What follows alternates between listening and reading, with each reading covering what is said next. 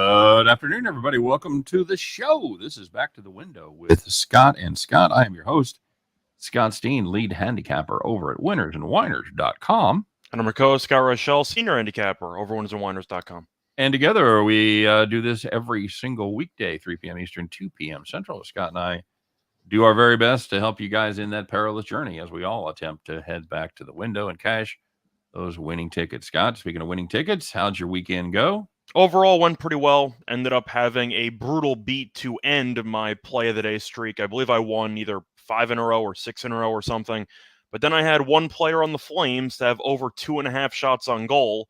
He had 2 with 3 shots that missed the net and 3 shots that were blocked. The Flames had 67 shots on goal. 67. And my guy had 2. Couldn't get 3. Couldn't get 3. Couldn't do it. But besides that, overall, pretty solid.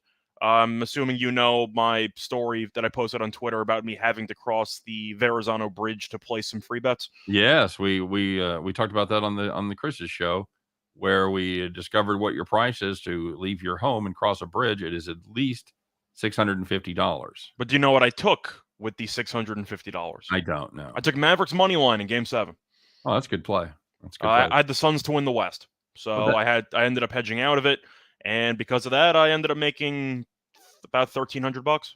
Yeah, that'll teach them to give you free money to play with. But the funny part is that the Suns to win the West was a free bet too. So I hedged a free bet with a free bet, and I turned it into actual money. How do those books make money, Scott? My God. Not the way I use them. Indeed. Hey, go give some shout outs here to people in the comment section already. Michael Doe's checking in. Michael, what's up? JC Stone, what up, Scott Brothers? Nothing, man. It's Monday night. It's Monday morning, Monday afternoon, whatever it is where you are. It's a beautiful day. It's a good thing. T-Train checking in, taking a little break from getting the shack ready. What's up, buddy? Setting up the watching the show while setting up the fryolators. Get those lobster rolls ready. Oh yeah. Speaking of not going the way that they wanted to when you go, I went to 2 concerts last week, Scott. You know how much I spent with me and my wife total on beverages while we were there? On beverages. Yep. Okay. Yep. Including tip. Okay. I'm going to go with $75. $12. Okay. $12. We went to the concert on Wednesday night. We got a couple of bottles of water, and my daughter took us to both. We were going to drink. My daughter took us and dropped us off because that's, payback for all the trips that we've taken with them. And neither one of us were in the mood to drink either night. We drank 2 bottles of water each night. Well, you just set me up then. I figured you were going to go on a bender. And it's like, no, we actually didn't drink anything. No, we drank nothing. You set me up for failure with that. I know. I know, dude. I apologize. But it was, we were absolutely ready to drink. And we just decided, we don't want to do that. So anyway, nice to be here. T-Train says breaking his ass. His wife is killing the old man. Yeah. I can't even imagine how long your list of honeydews is when you got a business to fucking open up. That's impenetrable. I'm glad Tony spent a little time with us today. So Michael Dose was talking about Christopher Bell did well. He ran 4th, right? I believe so. I know that he was a leading for, I don't know, like 3 laps, I think, or something. Brandon Kubas says he's been watching every recorded video, but good to be back live. What's up? No, nothing, man. That's you're doing the Lord's work there, buddy, checking out all of our old videos. So we haven't moved anywhere, so No, we're here, and we had a pretty good. I had a pretty good NASCAR day. Got to admit, I had my. You had the other Busch. I had the other Busch. I had Kurt Busch at 40-1, so that was a nice hit. It's the one I've been waiting for to put me in positive money for the season, and the points lead. And I'm just coming for you because you've had 2 winners so far. You've had a mid and a long, so I got to come for you on that mid and get you on the money. But all is right with the world. My path is clear now. So yeah, it's good to be here. Of course, don't forget why you guys are here. Smash that like button, hit that thumb. We appreciate the feedback as always, and check out all the great offerings that we have here on our YouTube channels. Of course, you already know about the Winners and Whiners YouTube channel. If you're not subscribed there, please get subscribed. And if you're not subscribed to the Winners and Whiners or to the Max Wagers Network YouTube channel, please do that. Take a moment to just click on that and hit the subscribe button. We appreciate the effort. A lot of great shows on the Max Wagers Network. It's noon. It's Sean Higgs doing Midday Money. 1 o'clock is Allie Burns with Morning Wood. Me and Chris at 2. Me and Scott at 3. Sean Miller talking about soccer from around the globe or across the earth if you're a flat earther. We don't discriminate here. He does that at 4 o'clock and then 5 o'clock. Of course, Detroit Lenny, Nick and Tim are all bringing it all home with Game Time Decision. Scott, I know we're still doing our thing over there at Caesars. It's probably going to go away at some point, but for now, we're still rocking it. And what is that? And why should people take advantage of it? Well, if you enjoy getting an insurance policy on your first bet with a brand new book, if you have not signed up with Caesars yet, you should. Because if you place a first-time wager up to $1,100, you get it back in the form of a free bet if it loses. So that way, if something you think is a sure bet ends up losing, you get another shot to get your money back. It's a beautiful or to even thing. make money. Yeah, it's a beautiful thing. And for those of you that poo-poo the free bets and the bonus plays, look no further than the gentleman here on my right as you face your radio dial who cashed a very nice free bet ticket this weekend on the Dallas Mavericks. So, yeah. Of course, I would have still made more if the Suns won the West, but I would have ended up hedging that anyway, so I'll take the actual money instead of the free bet. Now, I'm going to go out on a limb and say you're not exactly the guy that has your finger on the pulse of New York City, but I'll ask the question anyway. Is the city abuzz with the Rangers' victory? Asked Michael Dost. Well, I don't live in the city, so that's also one thing to keep in mind, but people are excited. Anytime you come back from 3-1 down, there is a little bit of buzz going on. At the same point, it was also an overtime Game 7, which was, of course, the peak of, I'd say, sports pressure. Can we put it that way? I don't know how it gets more intense than that. Yep. So, nice win by the Rangers. They got it done. Pittsburgh blew a 3-1 lead, but I don't know if you can really feel like they choked it when their best player basically missed a game and a half. Right. But he came back for Game 7. I thought using Jari for Game 7 was really weird. He hadn't played in a month, and you throw him in for a Game 7. He wasn't awful. I didn't think he was good, but good win for the Rangers. City's excited. I still think they're going to lose to Carolina, but they're playing with house money right now. Yep, and I know your roommate probably was super excited, huh? To be honest, he actually ejected from the bet before the game, and I didn't even know about it. Pulled the ripcord, huh? I congratulated him on making $1,000, and he told me, I hedged, I made 40. I said, $40, not that bad. You know, that's a lot of scratch offs. But no, he apparently hit the eject button. Okay, here's the best comment of the day so far. T-Train's wife had something to say. She said, this is Kim. He's full of shit. I'm getting the work out of him before he plays the senior abuse card. Mm-hmm. Oh, there's always two sides to every story. That's excellent. Kim, thanks for checking in and letting us know what was really going on, setting us straight.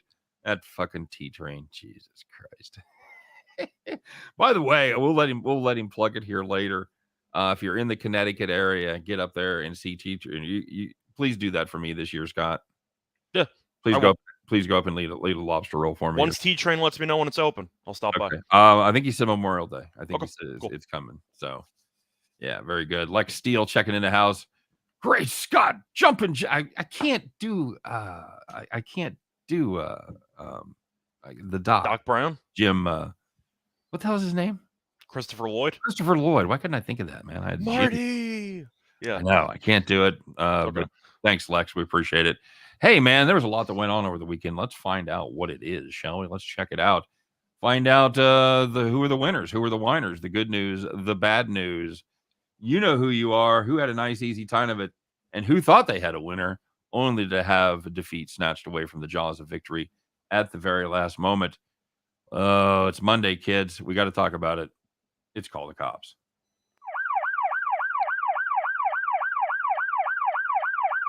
All right, very good. Oh, man, so many. How about Stars Flames? First period, over 1.5. They scored a goal with 40 seconds gone. So all you need is one more goal the next 19 minutes and 20 seconds, and you got no more goals. It was 1-0 after one. Ooh, Call the Cops. And looking at probably the funniest Call the Cops of, I don't know, the month, the year. If you had the San Francisco Giants team total under 3.5 against the Cardinals, a little Sunday Night Baseball action on ESPN. They had 2 runs enter in the 9th inning. They were down 15-2. So you figure they'll bring in some random guy they just called up out of AAA, some innings eater just to show up. Uh-huh. Can I interest you in Albert Pujols being called in to pitch in a 13-run game there? I've heard of him. He's Yeah. pretty good. He's never pitched before, though, not in known the as a pitcher. majors. Well, I guess you cross it off his bucket. We all have different bucket lists, Scott. I guess so. But either way, the Cardinals brought Pujols in, and the Giants scored 4 runs against him. They lost the game, but they finished with 6 runs. If you had under 3.5 and you had Albert Pujols pitching on your bingo card, you could probably call bingo, because that's a ridiculous beat. Oh, I'll call the cops there. Jesus. Do you think that's frowned upon? What's that? I know that people do it when they're losing. You bring in the position player. Are you okay with bringing in a position player when you're winning? Or do you think that's a little disrespectful? Is this another unwritten rule? No, I'm just asking.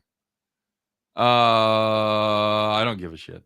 I don't care either. I'm just curious. Because I don't care about any of the unwritten rules either. But I'm just asking in general because I'm used to that happening when you're losing 15-2.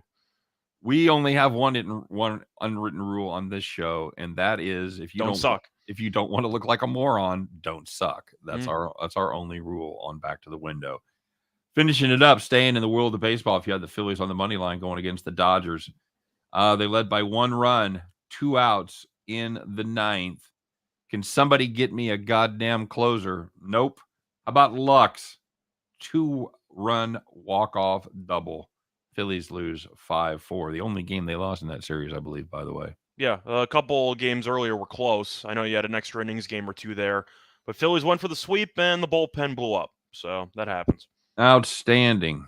Outstanding indeed. Well, there was some good news out there. And, man, you probably know who you were here. And you're going to wonder where one of them is. And, of course, we're saving it. It deserves its own segment. Let's find out who had a nice, easy time of it, who was kicked back on their Sunday. I'm sure this is what T-Train was doing, just sitting there. He was just relaxing in the rocking chair. Allegedly working. Allegedly working, as he is. Hadn't dreamed about working in the rocking chair. So the first one, if you had the Celtics and Bucks under 206, or even if you just had the Celtics minus the 5, you had 3 quarters that had less than 48 points, and the game landed 190. The Celtics won that game by north of 20. So really either one, never in doubt. Nope, really wasn't. And if you had the Mariners Mets over 7.5, 9 runs, first 4 innings. Your wife comes in and says, "Why are you still watching the game? I thought you had the over." You're like, yeah, I'm still watching the game. But they play outdoors. You got to sweat out the rain delay. Yeah, get your shit together. It's time to go put the Fryolator in. So, 9 runs, first 4 innings. That game landed 15. Never in doubt there if you had the over. And the last one, if you had the Nationals, team total under 3.5 against Verlander.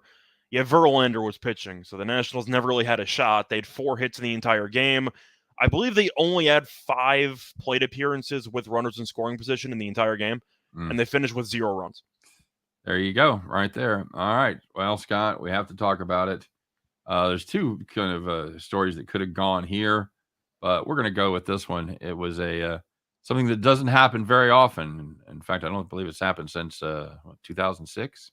I don't know. It's been a while. It's been a while. Let's find out who it is. I can't even imagine who it would be, Scott. Who qualified for the weekend version of Donkey of the Day?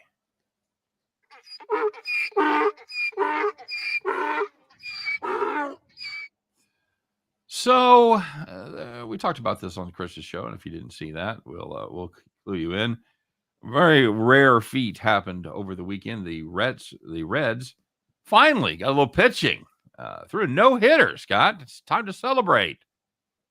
Swamp the pitcher on the mound. Everybody puts them on their shoulders. They take a victory. I'm sorry. Wait a minute. Oh, they lost that game. That's right. They threw a no-hitter against the Pirates.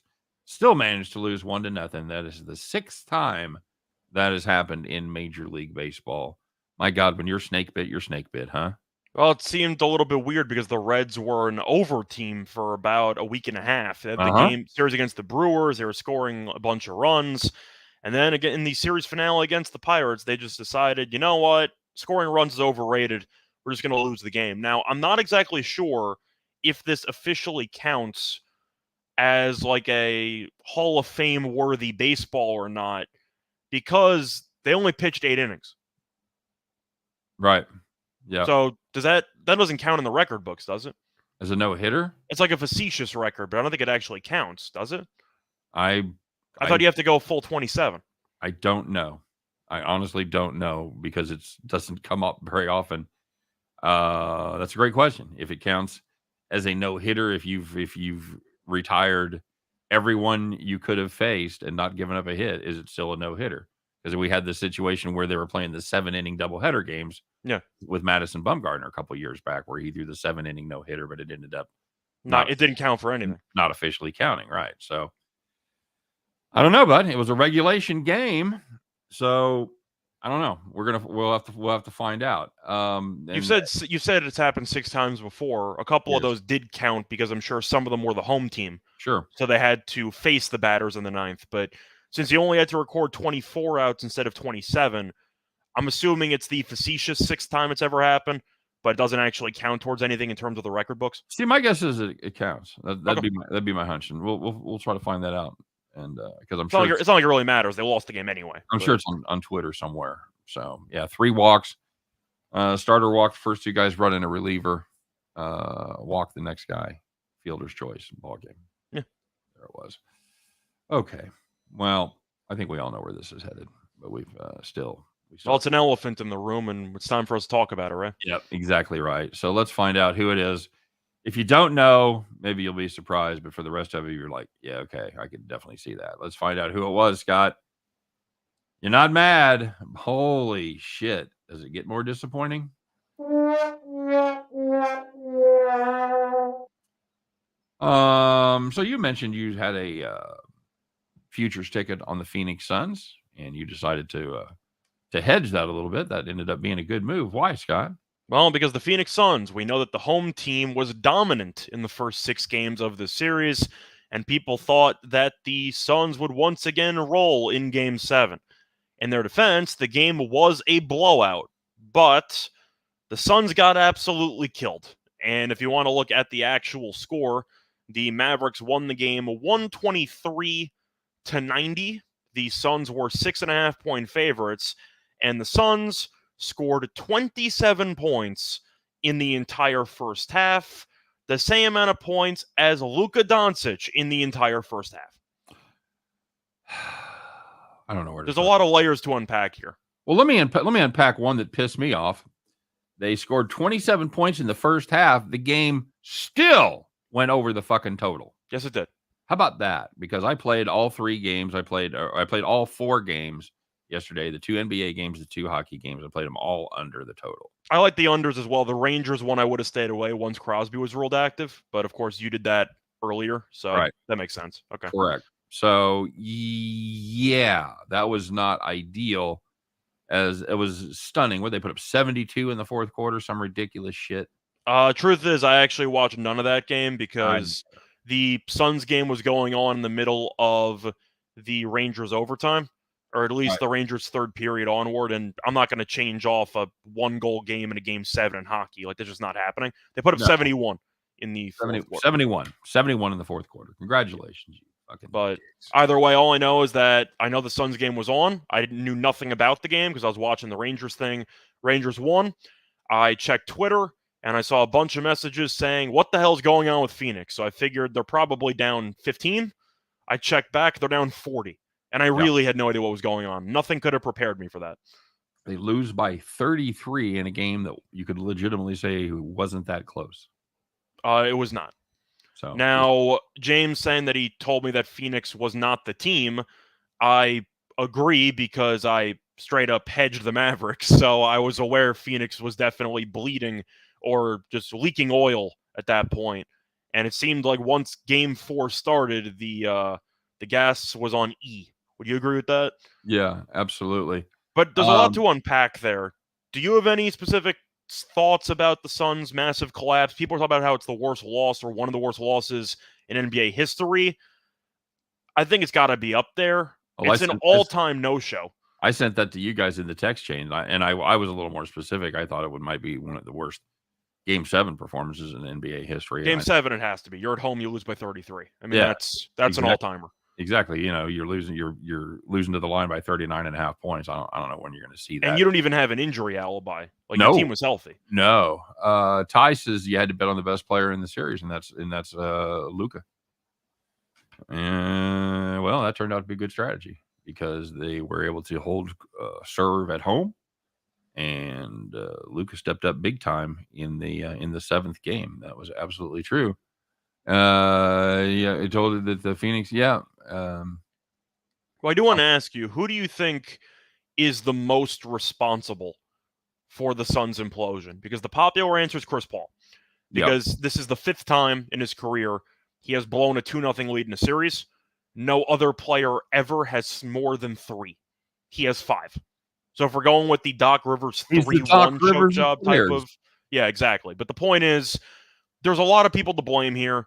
Chris Paul had the quad injury that leaked after. Truth is, you knew that an injury was going to leak.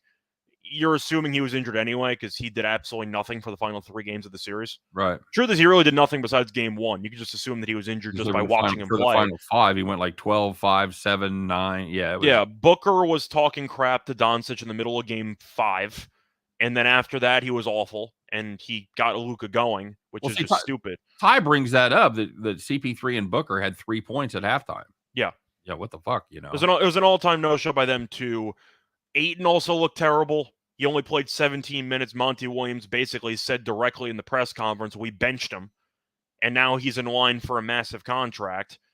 I don't think Phoenix is going to pay it. I'll tell you that much. I don't know who would pay it. Somebody would, but I wouldn't. But it really goes down to the best 3 players for Phoenix all just did not show up when it mattered. And you can argue that coaching did not get the players motivated or not get them ready for the game. I don't buy that. I'm not blaming Monty Williams for Chris Paul, injured or not, playing terribly, and for Booker forgetting how to shoot. I can't blame that on the coach. At some point, your players have to make plays. And you could tell in the middle of game 4, for me, it was a Sunday game. Chris Paul fouled out with 9 minutes to go. I looked at the series. I had the Suns minus 1.5, which I gave out a couple weeks ago. They still won game 5 at home, but I could tell that this Phoenix team was really struggling to score. And the half-court offense, which I thought was amazing going into the series, was awful throughout the entire series on the road and in Game 7 especially. I think my main takeaway for the actual series was that the Suns did a lot of trash talking, and they really couldn't back it up. And Doncic is one of the last guys in the league you want to trash talk. Yep, agreed. Bronco Devil says, my name is Luka. He lives on the top floor.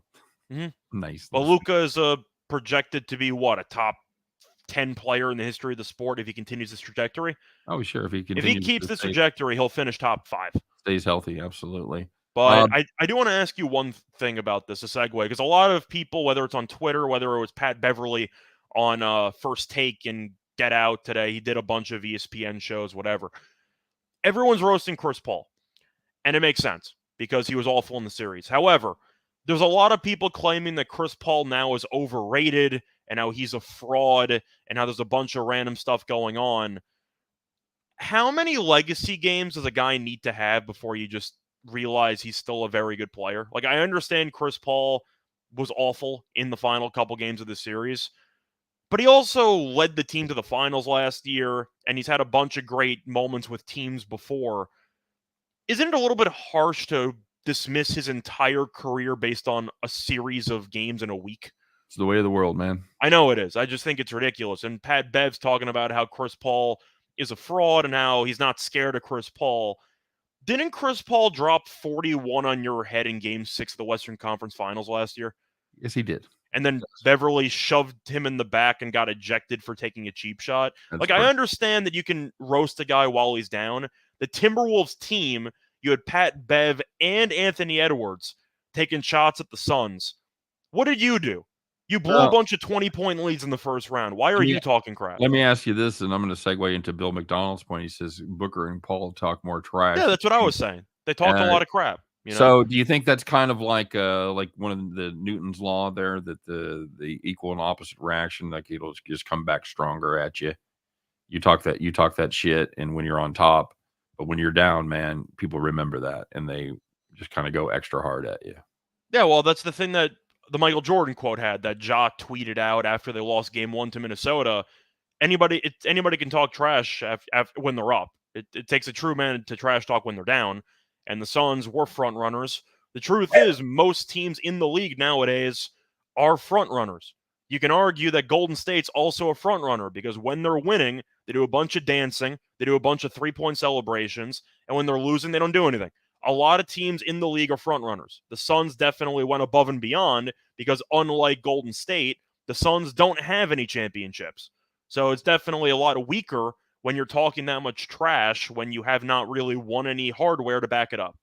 The Warriors have, but in the league, wouldn't you agree that there's just a lot of runnering going on? Sure. Because it seems like teams will always trash talk when they really shouldn't until the series is actually over. Yes, absolutely true. Andrew brings up a great point that probably gets overlooked a lot. CP3 won the gold medal for Team USA in the 2012 Olympics. He said LeBron and Kobe were also on the floor. So, yeah. Chris Paul is still, in my opinion, the top 5 point guard of all time. But the idea that you can just throw all of his accolades and all of his achievements in the garbage because of the fact that, A, people don't really like him because he's a little bit dirty with a mix of rules manipulation. So people don't exactly like the way that he plays basketball. And B, he was terrible recently. But I'm not going to throw him completely under the bus and throw his entire career in the garbage because of 2 games. Like, that's just crazy. But yes, he did suck. I'll admit that. Bronco Devil says he's just going to comment from now on in song titles. And then he follows it up with, "The sun ain't gonna shine anymore." Do you know that song? I'm trying to remember who that's by, but I have heard that before. Do you know, There Goes the Sun's Do-do-do-do. Yeah, is that also the Beatles? That is the Beatles. Yes, Okay. it is. The sun ain't gonna shine anymore is not the Beatles. I want to say it's like a one-hit wonder. Maybe Bronco Devil can help us out here. But do you have any thoughts on the whole whatever dynamic? Because I find it weird with front runnering and really just how toxic NBA or even sports Twitter is. Why are players that are eliminated from the playoffs talking crap about teams that just lost? Like, what have you done? Yeah, I think it's kind of a special lane when you've just got your ass handed to you and now you're talking shit. If you're the Timberwolves and you blew 3 separate like double-digit leads in the fourth quarter, then why are you criticizing the Suns? Win a playoff round. Agreed. Rick Zeff says Marlins and Blue Jays says back that tractor up. Loaded up with the Bucks, man. Also with the Chris Paul thing, just last point. Remember when he went like 14 of 14 in a closeout game against the Pelicans about a week and a half ago? Most people don't. You were dancing on the top 3-point guard train of all time. I still think he's top 5. I remember. That's not going to go away. But that's what I'm saying. It's so flimsy because 2 weeks ago, he had arguably the greatest performance of all time by a point guard in the playoffs, and now he sucks. And he's a fraud. It's really just crazy how quickly people can flip on social media and whatever. But just stay off Twitter, man. Yeah, it is what it is. You gotta stay off of Twitter. That's what I'm saying. Well, I have to keep the people informed. You see it all the time. I do like the Marlins. They're a big favorite with Alcantara on the mound going up against Sanchez. Sanchez has been trash. So yes, he's been awful. And the Nationals are also bad. So Sanchez fits right in. Yes, absolutely true. You like the Cooch tonight against Flexen? Seattle had a nice series win over the Mets. They're still not very good, but neither's Toronto. Toronto's what, 18 and 17? We thought they is 18 and 17. That's we correct. thought they would win the division going in. Yep. I thought they had an even bigger advantage because of the COVID rules in Canada. I figured that some players might not be able to make the trip over. Right. But yeah, Toronto just hasn't been very good. And the offense has been a bit underwhelming. The pitching's been meh. Yeah. But for the most part, I would lean to Kikuchi. Bit of a revenge angle there because, he used to play for them and now he doesn't. Right. But what do you think? Because I feel like I like Toronto, but I really don't want to lay 160. Yeah, that's my problem. I think the price is too high. I think for value, I'd lean Seattle, but Seattle, even though they just won a series in Citi Field, they're 7-12 on the road. Like they're really bad on the highway. They also don't play well against left-handers. They're just 3-7 against lefties on the season. Now, as you guys probably know, because we always have a special place in our heart for the Cooch. He struggled, but he's been good in his last 2 starts, giving up 3 earned runs and 11 in a third. So there could be signs on the horizon he's turning it around, and I know that's probably what Rick is counting on is the Cooch to turn it around, because Flexen, after being average, had 2 great starts and then was absolutely drilled last time up, giving up 6 earned in 5 innings, including 2 home runs. So I get it with the recent trends. I just think this is too close of a game to lay that kind of a number. So that's my opinion on that. I think you're probably right, Rick. I just think the price is too high. Yeah, that's how I'm looking at it. Springer is healthy, so Bronco Springer's in the lineup. That has been confirmed. Rick says Blue Jays -2.5. God damn, you just giving Flexen no love at all. I'm fine if you want to fade a pitcher and you have a good reason for it. I think Toronto could easily win this game, but we've seen baseball's a game of streaks, and Seattle's been underperforming up to this point, 16-19. But they won a series. Maybe that carries over. Toronto has really just been awful. And just to go through the games here. Sorry, you can make your point while I pull up. I was just going to say it's kind of hard to cap this game because you don't know who's not playing for Seattle. I do. The lineups have been confirmed. The lineups are out as of now. Yes, it has officially been confirmed. Who do you want to know about? Yeah, who's not going to be able to play with COVID? Well, I'll go down the lineup. You have Toro leading off, France, Crawford, Rodriguez, Winker, Suarez, Torrens, Steven Souza, and Dylan Moore. Okay. What does that tell me? Do you know their lineup by heart? Is Haniger's hurt, I think. So he's not on the lineup. I was going to see who played yesterday. But anyway, that's the lineup. So it's on RotoWire if you want to actually see the daily lineup. So that's been confirmed. Okay. All right. James saying that's the most I've ever defended somebody. Could be with Chris Paul. I'm a fan of Chris Paul, but I try to be realistic about it. I defend people when they're worth defending. And I defend Monty Williams. I'm not blaming him for the players not showing up. People can pick their spots. It's a lot easier to hate on somebody than to defend somebody when they're in the middle of their lowest point. But I try to be fair about it. Just usually when we talk about I'm not mad or I'm just disappointed, it's not a good thing that happened, The segments we have are more catered towards some of the negative stuff, besides Gambling Hero. Right. That's definitely true. And we even put it out there. We even talked about at one point, instead of doing Call the Cops, where we did like miracle wins. What's this we stuff? You were the one who said that. Nobody wanted it. When nobody wanted it. No, I totally agree. Nobody people wanted like the negative. Yeah, people like the negative. So we give. I defend a lot more people on podcasts, but in this format, we have to focus on what just happened, and usually that revolves around some negative stuff. Fair enough. All right. Somebody asking about the Houston game tonight. Houston and Boston. We're gonna save our opinions on that for later. There you go. Have you guys talked about the Bucks versus Celtics already? No, a little bit. We talked about it on our segment. I don't really have any takeaways for it because the only question that you could have in the series is based on a hypothetical. If Middleton's healthy, do the Bucks win the series? It's the only thing you can talk about because you can make the argument that the Celtics were the better team, which is obviously the case. I had the Celtics winning the series. I said that when the series started. And my main reason, no Middleton.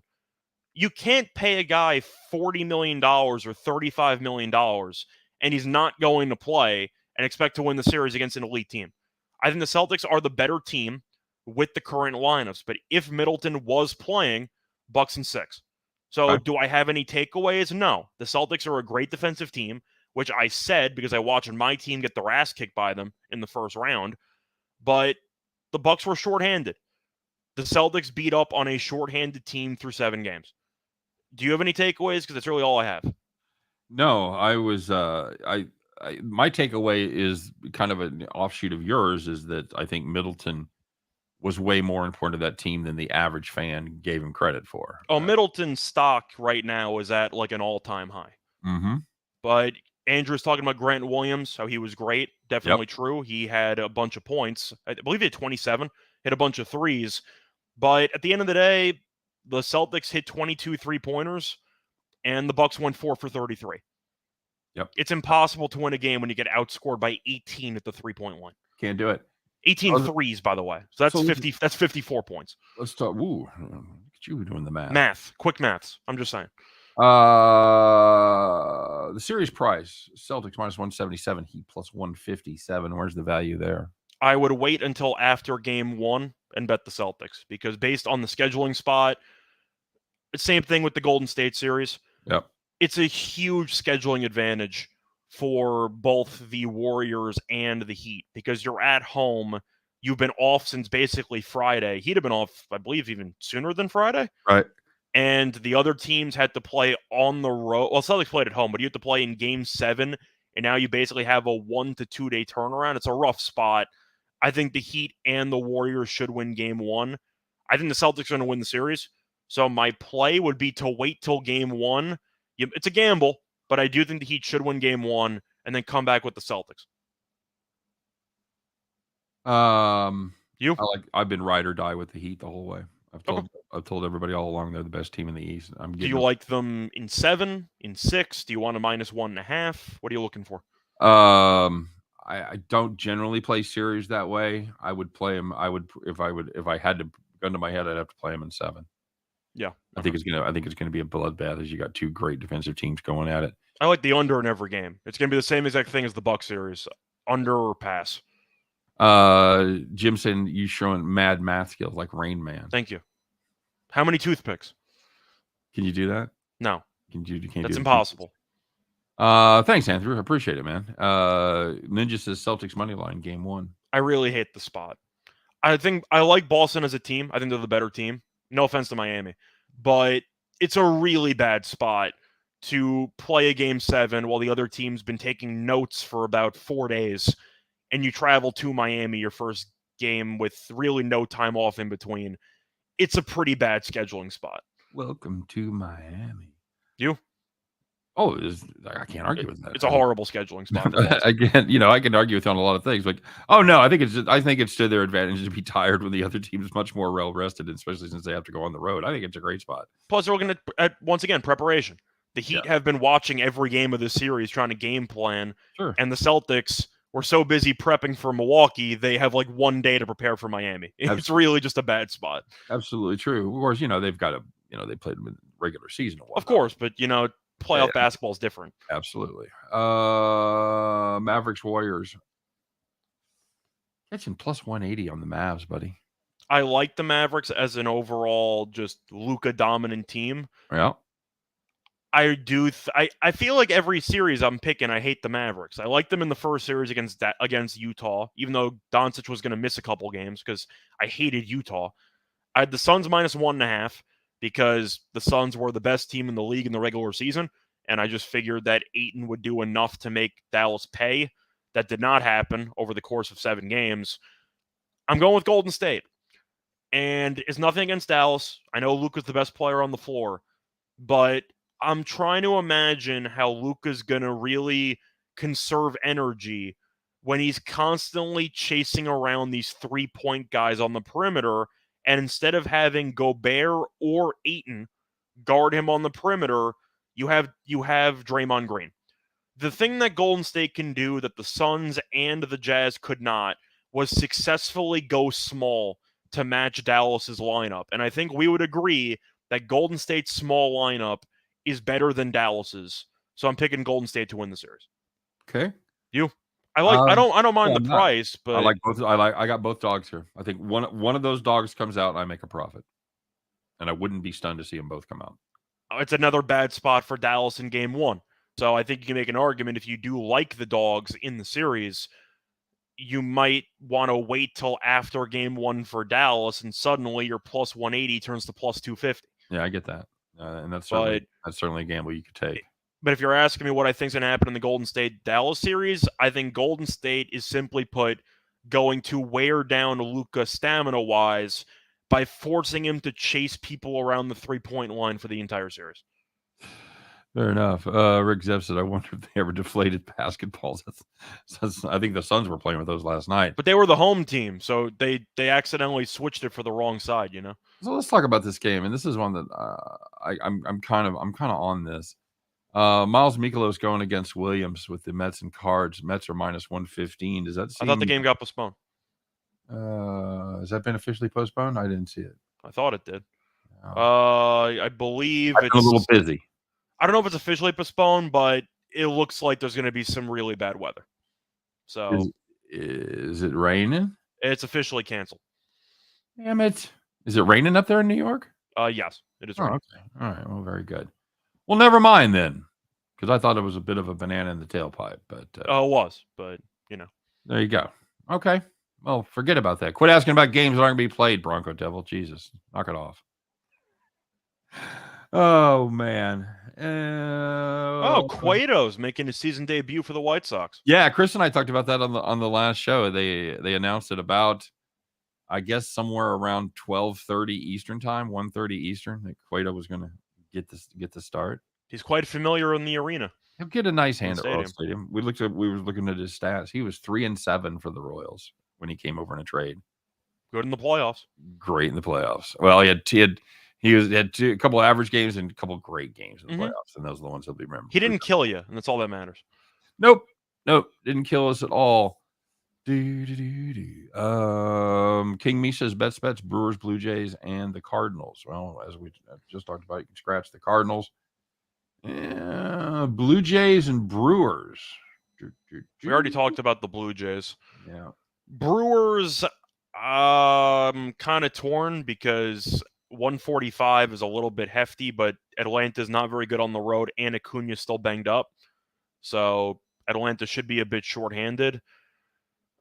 I guess I'm okay with it. We've talked about Jethro and how he's been pretty good, but the walks are concerning. So he does let up some base runners from time to time. You have any thoughts here? Because with Acuna potentially being out of the lineup, I can understand why Milwaukee's laying this price. Yeah. I don't know if it's one of my favorite plays on the card, but I can understand it. I'll tell you what, Freddie Peralta makes a career out of disappointing me.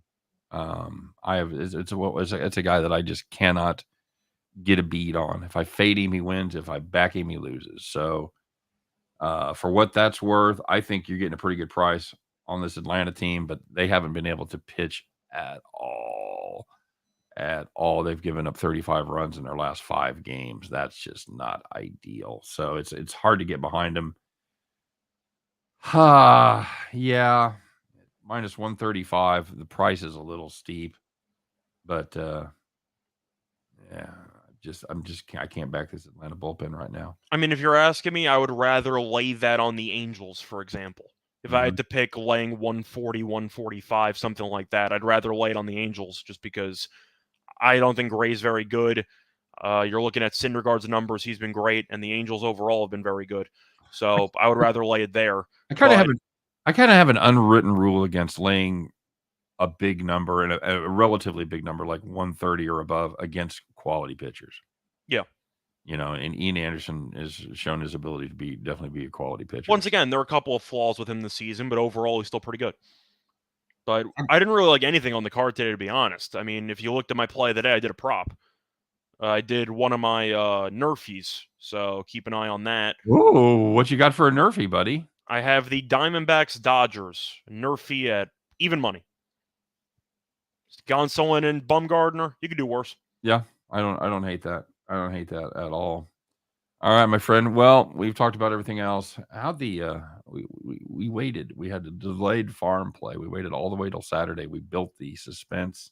It was such a good play too. We rode a great trend. It was such a good play, and it didn't work out. How'd that work out? 4 goals going into the third with the 3-1 game, by the way. So you're looking at maybe 2 empty net opportunities, and instead Carolina does not score in an empty netter. And then Boston scores with like 20 seconds left. 3-2 final. We had the over 5.5. Fucking ridiculous. Such a great spot, though. I know. Such a great spot. 4 goals with the perfect goal differential for the empty netters, and it just didn't work out. Yep, absolutely not. So let's get fired up. Kenny says John Gray's very inconsistent. There you go. Oh, hey, Kenny, you were just about 30 seconds early. Hey, let's find out what we got cooked up for today, buddy. It's a new day. It's a new week.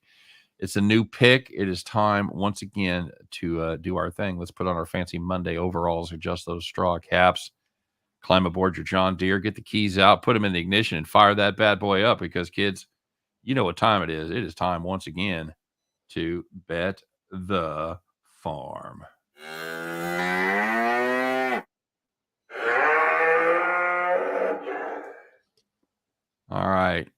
I got bad news, Scott. I dog knocked my hat down on the floor. I couldn't get to it. It's all good. Picture me like that, only with the hat. So you hat tipped everybody. Good afternoon. All right, very good, ma'am. It's been kind of your thing, ma'am. All right. Well, I know a couple people have talked about this game, and yeah, we definitely wanted to talk about it. We like it quite a bit. It is going to be the Houston Astros on the money line going up against the Boston Red Sox. You can get that at even money plus 100 at our good friends over there at Caesars. Hey, speaking of Caesars, don't forget to take advantage of the deal that Scott told you about earlier. $1,100 free bet. Check it out in the description. Anyway, the Astros have been playing very good baseball. They have won 12 of their last 13. Meanwhile, the Red Sox, they have not been playing good baseball as they have lost 7 of their last 10. Astros playing very good on the highway. They have won 14 of their first 22, 14-8 to you and me, while the Red Sox inexplicably can't hit and can't win at Fenway Park as they've gone just 4-9 in their first 13, and they are hitting terribly in that park. Odorizzi has been good, giving up just 1 earned run over his last 3 games. We'll see how that goes. We like the Astros at a nice price. That's in the bargain bin today, kids, and we're snapping it up. It is bargain bin Monday, and we're catching the Astros at plus 100. We'll play that all day, as far as the farm goes. Scott? Yeah, plus Whitlock we know is good overall. He was awful against Atlanta in his last outing, but most importantly, even when he is good, he does not go much distance. And Boston has the 7th worst bullpen ERA in the league. So even if Whitlock does throw a gem for 4 or 5 innings, have fun with this bullpen. Because the Astros offensively, they can mash. They keep coming at you. Absolutely. Remember, the lot of right-handed power on that Astros team.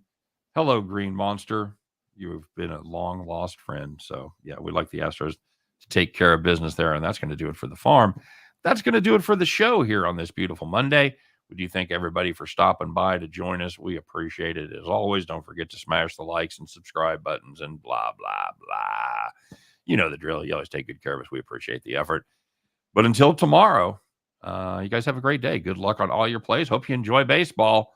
We'll be back with 3 sports tomorrow, Scott. So that'll be fun as we get rolling in the semifinals in hockey and the finals in the NBA. But until then, we wish you nothing but the best. You guys have a great day. Thanks for joining us. Don't forget to come back and see us tomorrow, same time, 3 p.m. Eastern, 2 p.m. Central. Scott and I will do our very best to help you in that never-ending journey